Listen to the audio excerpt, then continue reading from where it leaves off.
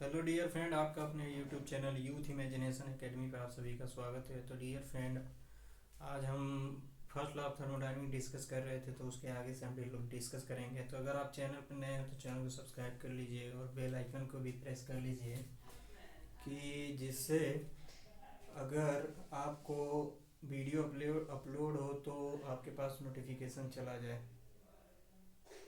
तो हम लोग पढ़ रहे थे थर्मोडायनेमिक्स, और उसमें हम एक टॉपिक डिस्कस कर रहे थे, first law of thermodynamics. First law of thermodynamics का हमने छोटा सा भाग पढ़ लिया था कि फर्स्ट लॉ ऑफ थर्मोडायनेमिक्स क्या डिफाइन करता है, हीट को डिफाइन करता है, और हीट के टर्म में क्या डिफाइन करता है, तो इंटरनल एनर्जी को डिफाइन करता है। तो यहाँ तक हम लोग पढ़ लिया था और एक इक्वेशन देखा था। ये वो इक्वेशन क्या था कि del Q is equal to, मैंने आप लोगों को बताया कि del Q is equal to D U plus del W, आपको मैंने पढ़ाया था। तो यहाँ ये इक्वेशन मैंने आपको फर्स्ट लॉ ऑफ थर्मोडायनेमिक्स में डिस्कस किया था कि डेल क्यू बराबर del U plus del W होता है।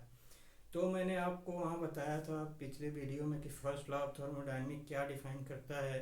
तो वो हीट को डिफाइन करता है, और हीट को क्या, उसमें भी इंटरनल एनर्जी को डिफाइन करता है। अगर कहीं फर्स्ट लॉ ऑफ थर्मोडायनेमिक्स आपको क्वेश्चन में दिखे तो आपको इतना सा याद रखना है कि फर्स्ट लॉ ऑफ थर्मोडायनेमिक्स में आपको याद रखना है कि फर्स्ट लॉ ऑफ थर्मोडायनेमिक्स में हीट जो होता है वो इंटरनल एनर्जी के रूप में होता है, और फर्स्ट लॉ ऑफ थर्मोडायनेमिक्स क्या करता है कि हीट को डिफाइन करता है। तो वहाँ तक तो हमने हमने देखा था। उसके बाद मैंने आपको ये बताया था कि heat transfer for close system, और उसमें मैंने आपको एक इक्वेशन बताई थी, heat transfer at a constant volume पे। मैंने आपको ये बताया था कि क्यू भी बराबर डेल यू, और T1 से अगर T2 जाएंगे तो ये सी वी डी टी होगा। अगर सी वी डी टी होगा तो यहाँ सी वी क्या डिफाइन कर रहा है, specific heat at constant volume को डिफाइन कर रहा है। और हमने डिस्कस, उसके बाद यहाँ तक में हम डिस्कस कर चुके थे इससे पहले वीडियो में। अब उसके आगे हम लोग डिस्कस करेंगे।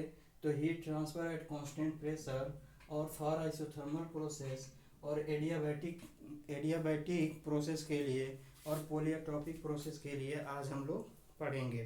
तो आपको फर्स्ट लॉ ऑफ थर्मोडायनेमिक्स में एक इक्वेशन याद रखनी है, क्या, कि डेल क्यू बराबर del U D U plus del W.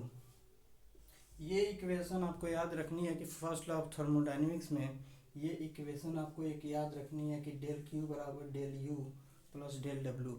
अगर कहीं भी आपको हीट दे दिया जाए, चाहे कांस्टेंट वैल्यू पे, चाहे कांस्टेंट प्रेशर पे, चाहे आइसोथर्मल में, चाहे एडियाबैटिक में, या फिर पोलियोट्रॉपिक में, तो आपको याद रखना है कि del Q D U plus del W आपको अप्लाई करके वहाँ आपको या तो हीट पूछेगा, या तो डी यू पूछेगा, या तो डेल डब्लू पूछेगा।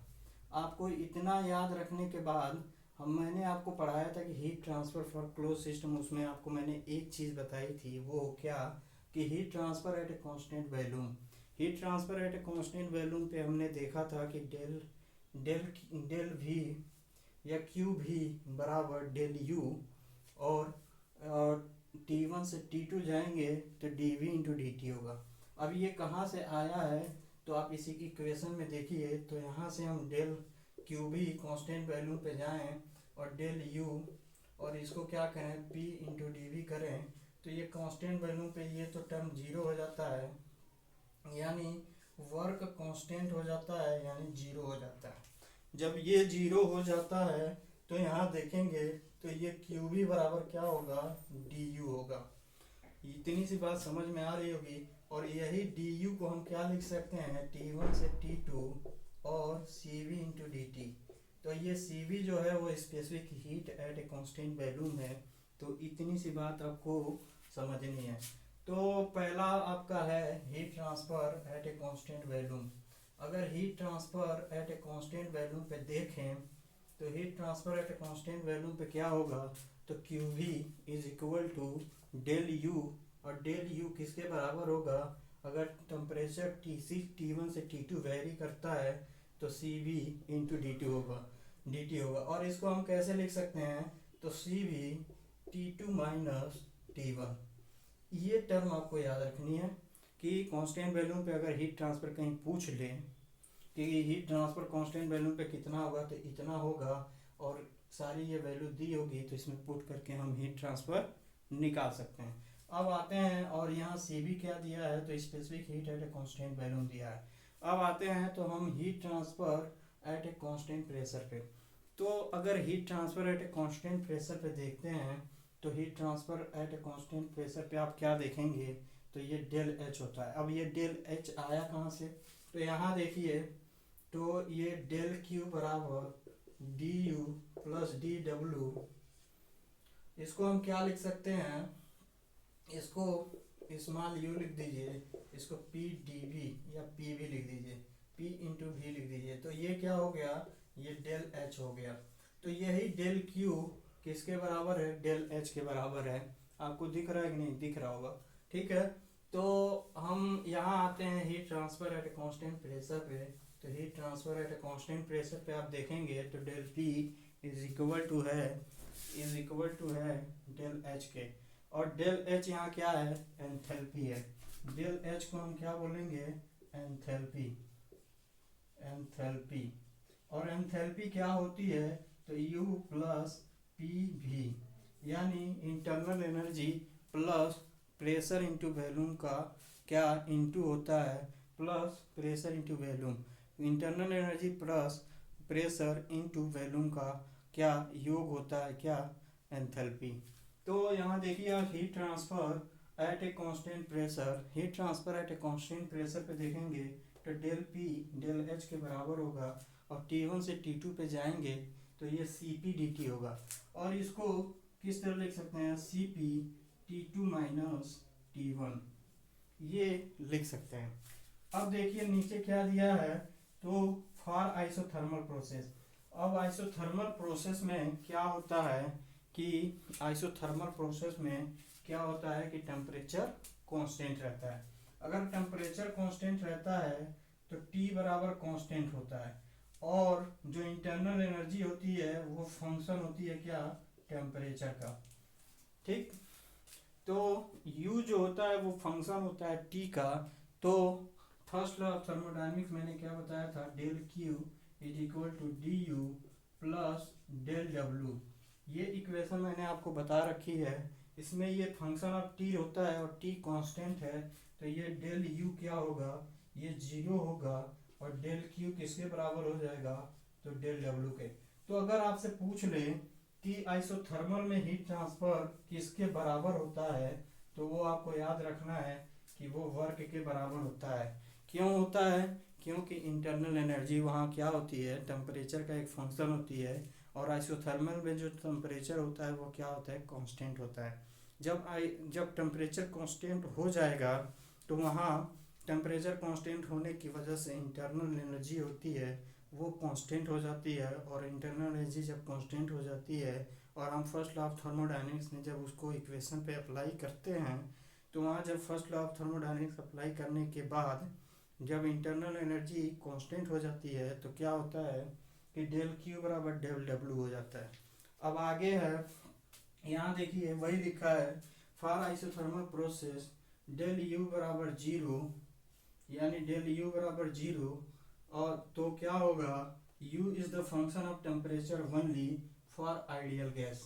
क्या होगा कि u जो है वो फंक्शन होगा टेम्परेचर का, किसके लिए, केवल आइडियल गैस के लिए। जब ये function of temperature ideal gas हो जाएगा तो मैंने आपको बताया कि डेल क्यू किसके बराबर हो जाएगा, तो डेल डब्ल्यू के बराबर हो जाएगा।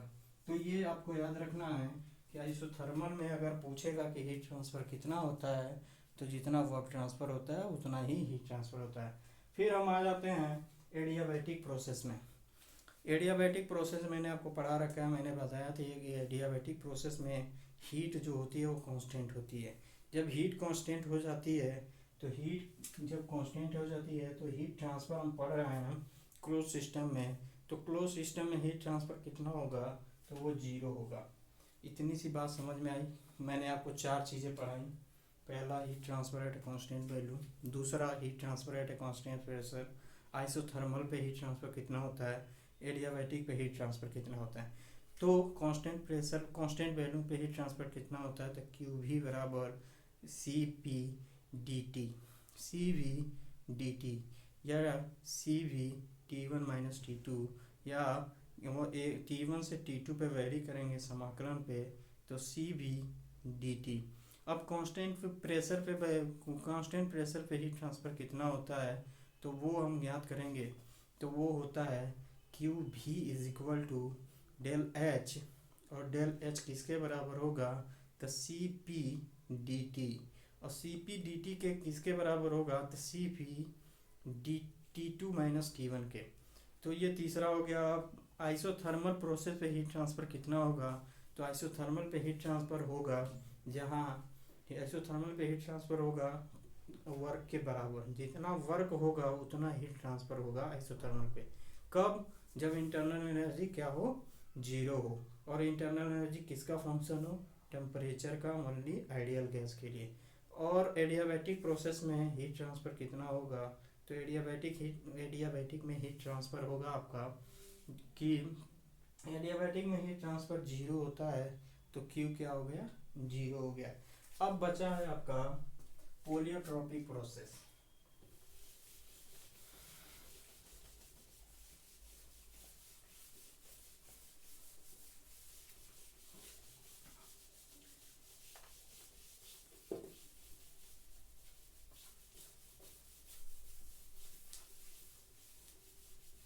क्या है पोलियोट्रॉपिक प्रोसेस, हीट ट्रांसफर है पोलियोट्रॉपिक प्रोसेस।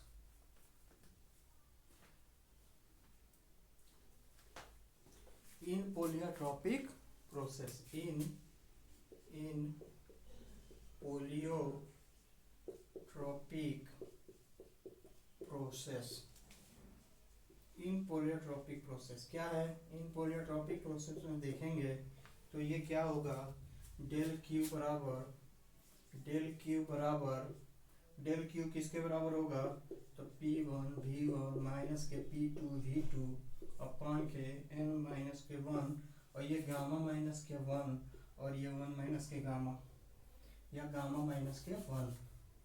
ये होगा हीट ट्रांसफर फॉर पोलियोट्रॉपिक प्रोसेस में। तो ये पोलियोट्रॉपिक वर्क हो जाएगा,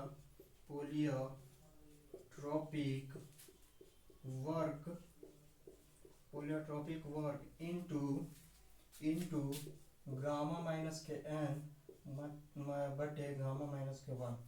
क्यों होगा, तो ये देखिए ये PV हो गया, और ये पोलियोट्रॉपिक प्रोसेस हो गई, यहाँ एक, यहाँ दो, यहाँ एक और यहाँ दो। ये कहाँ से है, 1 से 2 है एक्सपेंशन पे। यहाँ क्या है, यहाँ P1 है, यहाँ P2 है, यहाँ V1 और यहाँ V2 है। ठीक, तो आप देखिए यहाँ ये रहा पोलियोट्रॉपिक प्रोसेस में आपको ये प्रोसेस दिख रहा होगा। पीबी डायग्राम पे मैंने ड्रॉ कर रखा है क्या, 1 से 2, P1 से P2, V1 से V2, पीबी डायग्राम पे क्या है, ये पीबी है। चलिए इसको ऊपर बना देते हैं,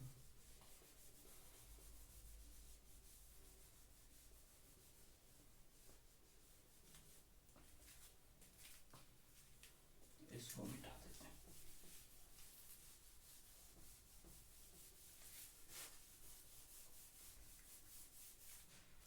देखिए पोलियोट्रॉपिक प्रोसेस ये कैसे आया, तो ये देखिए ये P और ये V, P इस पे है और V इस पे है। हम एक ड्रॉ करते हैं कर्व, ये पोलियोट्रॉपिक प्रोसेस हो गया। एक को हम यहाँ मान लेते हैं, दो यहाँ मान लेते हैं, एक और दो, ये क्या हो रहा है, तो कंप्रेशन हो रहा है।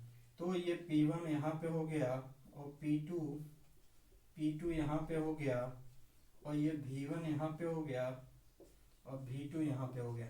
तो वही कह रहा है कि अगर हम देखें तो हीट ट्रांसफ़र कितना होगा, तो P1 V1 माइनस के P2 V2 अपान के N माइनस के 1, और गामा माइनस के N अपान के गामा माइनस के 1 क्या होगा, पोलियोट्रॉपिक वर्क। अब पोलियोट्रॉपिक वर्क क्या होता है, तो पोलियोट्रॉपिक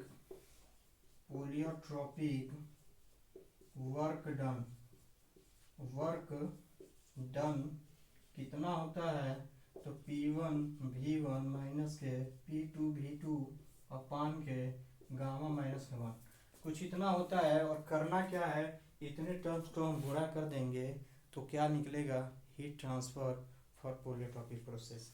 ये रहा आपका heat transfer first law of thermodynamics में 5 प्रोसेस का। अब आगे देखते हैं, आगे क्या है आपका, तो एंथैल्पी है। क्या है आगे, एंथैल्पी है। एंथैल्पी हम लोग पढ़ेंगे।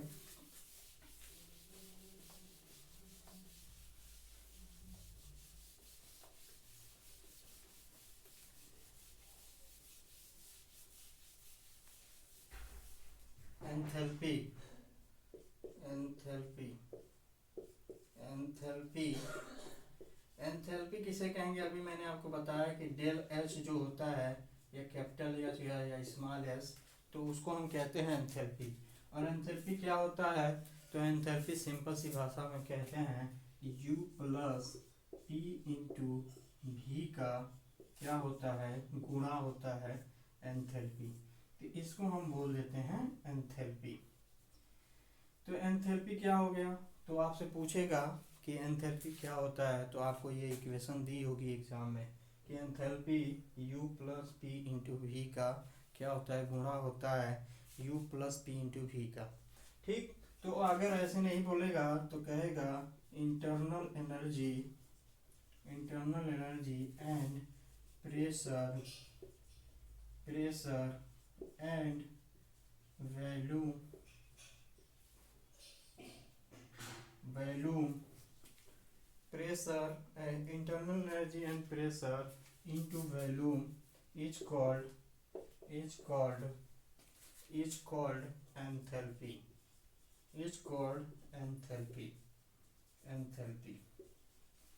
तो ये हो गया आपका एंथैल्पी, ये हो गया एंथैल्पी। इतना ही क्वेश्चन आएगा एग्जाम में, देखिएगा प्रीवियस ईयर क्वेश्चन उठा के देखिएगा।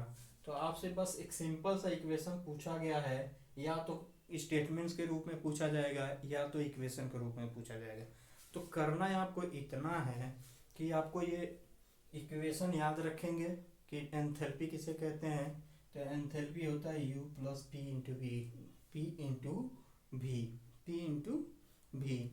एंथैल्पी इसी इतने के बराबर होती है, इतने से याद रखेंगे। उसके बाद पॉलीट्रॉपिक स्पेसिफिक हीट्स, उसके बाद पॉलीट्रॉपिक स्पेसिफिक हीट देख लेते हैं क्या होता है। उसका perpetual motion machine, polytropic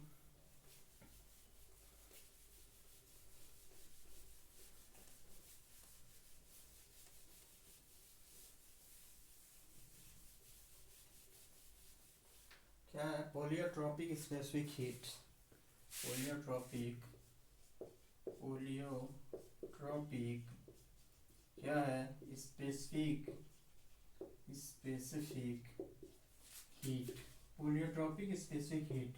polytropic specific heat क्या होगा, पॉलीट्रॉपिक स्पेसिफिक हीट में दो टर्म्स आते हैं, पहला CV और दूसरा CP। क्या होगा, पहला CV और CP। पॉलीट्रॉपिक, पॉलीट्रॉपिक इक्वेशन देखिए क्या होता है, तो ये Cn बराबर होता है क्या, Cn बराबर होता है आपका गामा माइनस के n अपान के 1 माइनस के n into CV, where, where CV, where n is equal to polytropic, polytropic, polytropic index. और पॉलीट्रॉपिक इंडेक्स क्या होता है, तो n बराबर होता क्या है, इन P2 V2 minus V2 upon V1, V2 upon V1 into इन P2 अपॉन के P1। पॉलीट्रॉपिक इंडेक्स ये होता है। ठीक, अब यहाँ गामा इज इक्वल टू क्या होगा, CP अपॉन CV, और CP always greater than CV। कुछ ये याद रखना है आपको। अगर पॉलीट्रॉपिक, पॉलीट्रॉपिक स्पेसिफिक हीट पूछे तो Cn बराबर याद रखना है गामा माइनस के n अपॉन के 1 माइनस के गामा इंटू CV। n क्या है, तो पॉलीट्रॉपिक इंडेक्स है। अब पॉलीट्रॉपिक इंडेक्स क्या होता है, तो इन V2 अपॉन V1, इन V2 अपॉन P1। और इसको अभी मिटा दीजिए, इसकी जरूरत नहीं है। ठीक, तो ये गामा याद रखना है, गामा बराबर क्या होगा, CP अपॉन CV, और CP ऑलवेज ग्रेटर होगा क्या, CV के। यहाँ आर बराबर क्या होता है, सी पी माइनस के सी बी। आर बराबर ये याद रखना है आपको, पूछ लेगा अगर इक्वेशन पूछता है कि सी बी बराबर सी बी किसके डिफरेंस के बराबर होता है, तो आर के बराबर होता है। C P upon C V किसके बराबर होता है, तो गामा के बराबर होता है। गामा की वैल्यू ईयर के लिए कितनी होती है, तो 1.4 होती है, ये याद रखना है। और ये भी इक्वेशन में पूछता है कि सी पी क्या होता है, ऑलवेज ग्रेटर देन होता है सी बी के। दो, देखिए एक इक्वेशन से 3-4 क्वेश्चन बनते हैं, आपको ये सारे इक्वेशन याद रखनी है क्योंकि एग्ज़ाम में यहीं से आएगा। अगर यहाँ से नहीं आया तो कोई बात नहीं, अगर यहाँ से आया तो आप कर पाएंगे। और आप प्रीवियस ईयर क्वेश्चन उठा के देखेंगे तो क्वेश्चन यहीं से पुटअप हुए हैं जहाँ से मैं बता रहा हूँ, क्योंकि मैंने देखा है प्रीवियस ईयर क्वेश्चन में कि कैसे क्वेश्चन पूछे जाते हैं। तो ये सारे इक्वेशन है, सिंपल सिंपल से क्वेश्चन आते हैं, अगर अब यहाँ से करके जाएंगे तो डेफिनेटली आप क्वेश्चन कर पाएंगे। आगे है polytropic specific heat is always negative. क्या कह रहा है कि पोलियोट्रॉपिक स्पेसिफिक हीट जो होता है वो ऑलवेज निगेटिव होता है। क्यों, क्योंकि ये जो होता है वो डिक्रीज होता है। क्या होता है कि पोलियोट्रॉपिक स्पेसिफिक हीट रिमेंबर में याद रखना है क्या, पोलियोट्रॉपिक स्पेसिफिक हीट इज ऑलवेज क्या होता है, निगेटिव होता है। इज ऑलवेज क्या होता है, निगेटिव होता है। ठीक, इज ऑलवेज निगेटिव होता है। ठीक, और ये del Q is equal to del Q is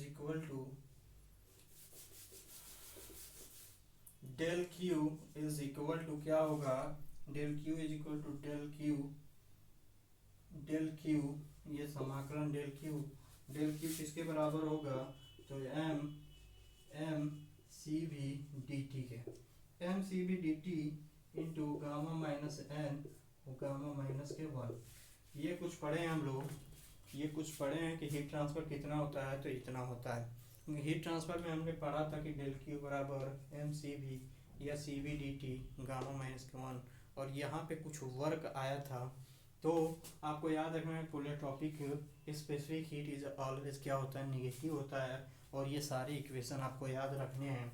और ये इक्वेशन याद रखने के बाद डेल क्यू बराबर क्या होगा, तो ये डेल क्यू बराबर होगा किसके, M C N D T के। ये कुछ याद रखना है। अब एक टॉपिक और बच जाती है, perpetual motion machine of the first kind. Perpetual motion machine of the first kind. और उस टॉपिक को पढ़ने के बाद फर्स्ट लॉ ऑफ थर्मोडायनेमिक्स समाप्त हो जाएगा। उसके बाद हम नेक्स्ट टॉपिक में क्या करेंगे, क्वेश्चन करेंगे। ठीक, नेक्स्ट वीडियो में देखिए perpetual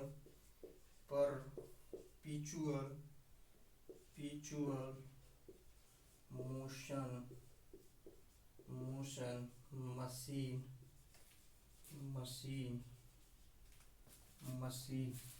perpetual motion machine of first kind, perpetual motion machine of the first kind PM1।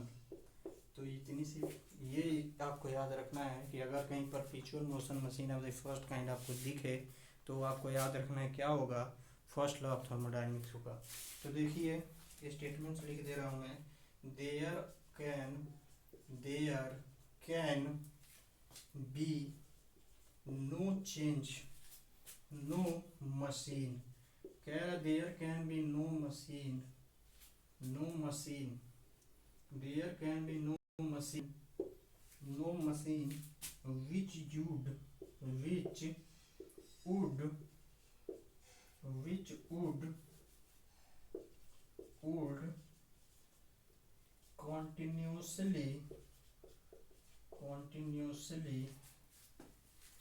continuously perpetual machine of the पर क्या there can be no machine which would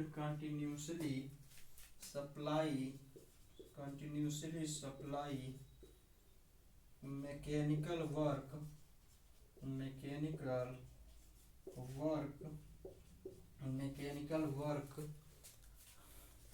क्या कह रहा है, वो मशीन जो क्या करे, निरंतर क्या करे, मैकेनिकल वर्क को क्या करे, ट्रांसफर करे, mechanical work without some other form of energy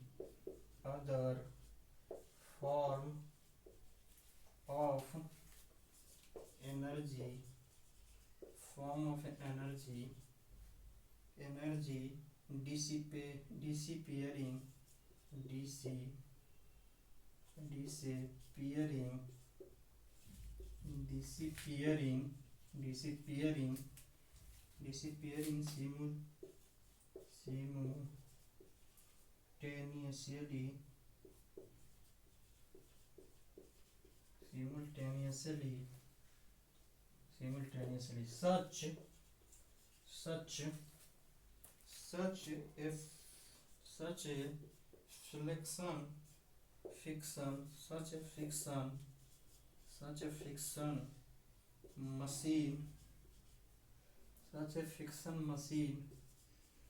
such a fiction machine is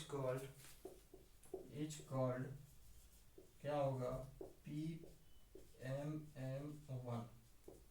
ठीक, ये स्टेटमेंट है।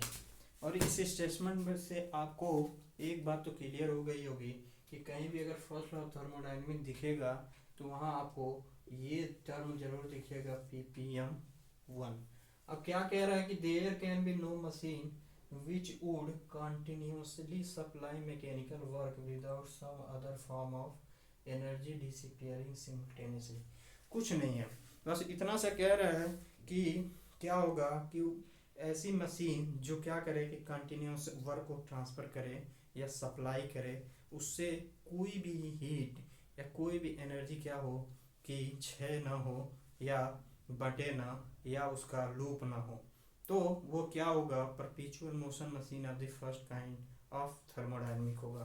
फर्स्ट लॉ ऑफ थर्मोडायनेमिक यहाँ पर समाप्त होता है। और यहाँ समाप्त होने के बाद हम नेक्स्ट वीडियो में क्या करेंगे, फर्स्ट लॉ ऑफ थर्मोडायनेमिक्स से जितने भी क्वेश्चन आए हैं प्रीवियस ईयर में उसको हम लोग सॉल्व करेंगे। तो हैव ए नाइस डे। अगर आप चैनल पर नए हो तो चैनल को सब्सक्राइब कर लीजिए और वीडियो को शेयर भी कर दीजिए कि जिससे कि दूसरे का भी फ़ायदा हो सके। चलिए मिलते हैं नेक्स्ट वीडियो में। Have a nice day.